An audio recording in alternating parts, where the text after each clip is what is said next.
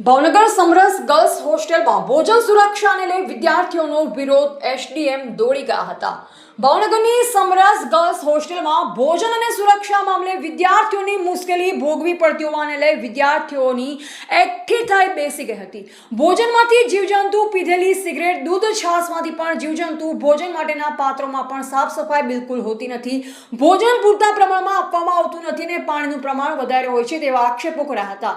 આ ઉપરાંત વિદ્યાર્થીઓની સુરક્ષાને ધ્યાને રાખી સીસીટીવી કેમેરાઓનો વધારો કરવામાં આવે, જ્યારે કોઈ ટેકનિશિયન વિદ્યાર્થીઓની હોસ્ટેલમાં આવે ત્યારે સિક્યુરિટી ગાર્ડ તેની સાથે રહેવું અને હોસ્ટેલની આજુબાજુ જે કામ ચાલી રહ્યું હોય તે કામમાં કરનાર લોકો બહેનો સાથે વારંવાર અભદ્ર વ્યવહાર કરવામાં આવે છે।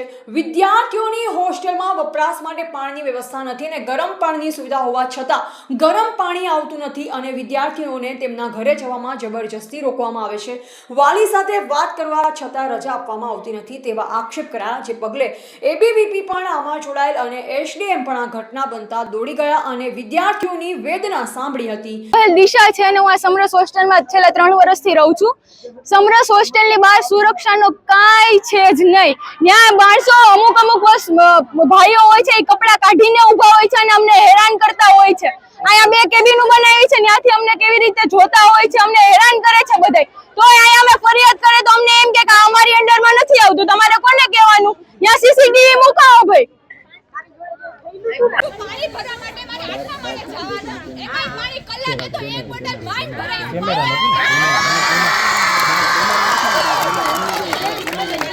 મારી ઓલી ફ્રેન્ડને 6 મહિનાથી ટાઇફોઇડ થઈ ગયો છે। ડોક્ટરે એમ કીધું કે ટાઇફોઇડનું કારણ પીવાનું પાણી છે અને એ હોસ્ટેલનું પાણી છે।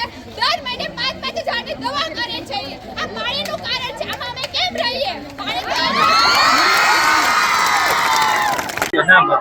કિંજલ શિયાળ મારું નામ છે। હું અહીંયા 1 વર્ષથી સમરસમાં રહું છું અને મને જમવાનો પ્રોબ્લેમ છે। અહીંયા સવારે અમે નાસ્તો કરવા આવીએ તો પ્લેટ પણ મળતી નથી સારી, અને પ્લેટ તો સારી ધોયેલી જ હોતી નથી। પ્લેટ કે ગ્લાસ તમે જે જોવે કઈ નહીં, અને જમવાનું સારું નથી આવતું। હું જમવા આવી શનિવાર હતો, ઢોકળા જમવામાં હતા તો મને ભાવ્યા નહીં તો હું નાખવા જતી હતી, બરોબર? તો નાખવા મને દીધા નહીં કે સારા છે તમે ખાઓ। હું રડવા માંડી, મને મારે નથી ખાવા, તો પણ પરાણે ખવડાવ્યા મને। છેલ્લે આમાંથી સિગરેટ નીકળી તો શું અમે સિગરેટ વાળું ખાઈએ? બેન, આ બાબતે કોઈને વાત કરી હતી? શું કીધું? હા, વાત કરી હતી મેં, વાત ગાયત્રી બાને ગઈ હતી તો હવે તું ધ્યાન રાખશું, બાકી આગળ કાંઈ થયું નથી। પછી ઘણું નીકળે છે, મકોડા કેરી બધું નીકળે છે। શું માંગ શું છે તમારી? મારી માંગી છે કે જમવાનું સારું આવે ને સવારે કઈ પણ ડીશ માટે અમારે અડધી કલાક ઊભું રહેવું પડે છે અહીંયા, ત્યારે અમને પ્લેટ મળે છે। મારું નામ ગોહિલ રાજેશ્વરી બા છે। હું હાલમાં સમરસમાં જીવનમાં 3જા માળે રહું છું।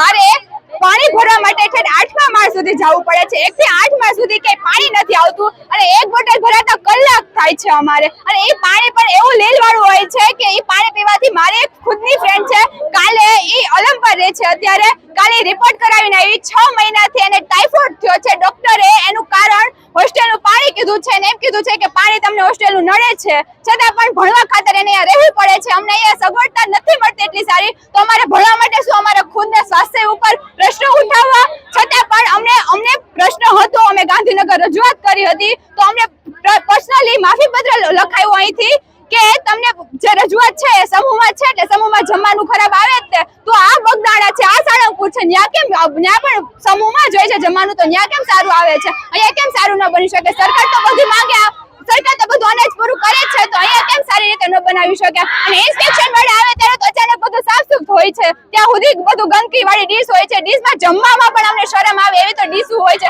અમે ખુદ સાફ કરી તો પણ સાફ નથી થઈ શકતી।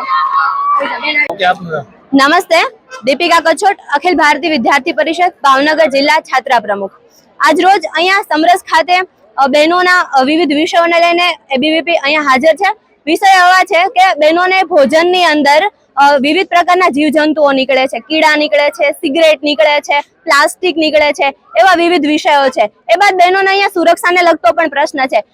એ પ્લસ બીજો વિષય એવો છે કે અહીંના બહેનો દ્વારા એવું જાણવા મળ્યું છે કે અહીંયા બહેનોને વ્યક્તિગત રીતે અધિકારી દ્વારા ટાર્ગેટ કરવામાં આવે છે કે બહેનોને જ્યારે કોઈ પણ ઇમરજન્સી હોય છે હોસ્પિટલની ત્યારે પણ એ અધિકારી દ્વારા એ વિષય ધ્યાનમાં લેવામાં આવતો નથી. પ્લસ બહેનો એવું કહે છે કે વ્યક્તિગત ટાર્ગેટની અંદર બહેનોને એવી ધમકી આપવામાં આવે છે કે જો તમે અમારી વાત નહીં માનશો તો તમે તમારા થેલાને બધું પેક કરી સામાન પેક કરી અને ઘરે જતા રહ્યો. જ્યારે એમને મેડિકલ ઇમરજન્સી હોય છે, ઘરે વાલી બીમાર હોય છે, ત્યારે પણ એ લોકોને રજા દેવામાં આવતી નથી.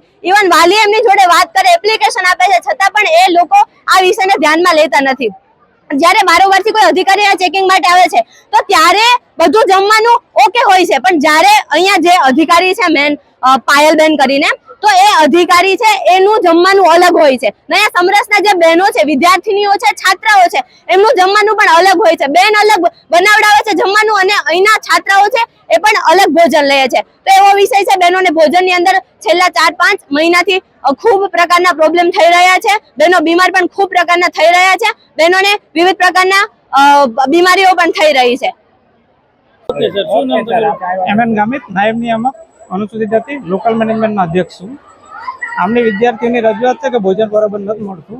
એ બાબતે એમની રજૂઆતો જે સાંભળવામાં આવી છે એ તમામનો કાલ વ્યવસ્થિત નિકાલ કરવામાં આવશે. જેમની જેટલી રજૂઆતો મળી છે એ બધી જ વસ્તુનો નિકાલ કરવામાં કેવા પ્રકારની ફરિયાદો કરવામાં આવી? એ ભોજનની ફરિયાદો હતી અત્યારે, એટલે એ તમામનો કાલ બધા રિવ્યુ જોઈને એમનો નિકાલ કરવામાં આવશે. રિપોર્ટર સંજના મકવાણા, ભાવનગર.